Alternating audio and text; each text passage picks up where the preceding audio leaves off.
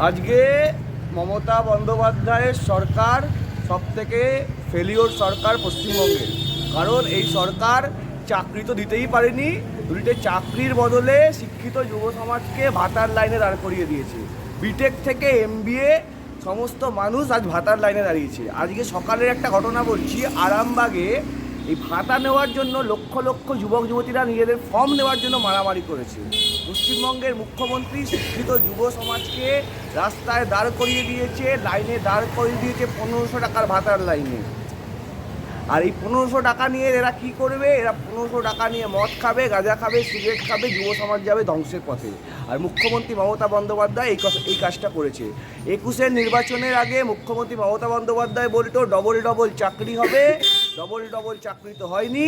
এখন উনি বলছেন চপ শিল্প করতে আর ঘুগনি শিল্প করতে। কিন্তু পশ্চিমবঙ্গের বেকার সমাজের যুবক, শিক্ষিত বেকার যুবক বলছে আমরা ভাতার লাইনে দাঁড়িয়ে আমাদের হকের 1500 টাকাও নেব, আর 26-এর নির্বাচনে তৃণমূলকে ভোট দেবো না, ভারতীয় জনতা পার্টিকে ভোট দেবো, ভোট দিয়ে পশ্চিমবঙ্গে পরিবর্তন আনবো। ম্যাডাম, একটা কথা কি জানেন, আমরা সুবেদার রেজা খাঁর অত্যাচার দেখিনি, কিন্তু জানি যে সুবেদার রেজা খাঁর অত্যাচারের পরে বাংলায় 76-এর মন্বন্তর হয়েছিল।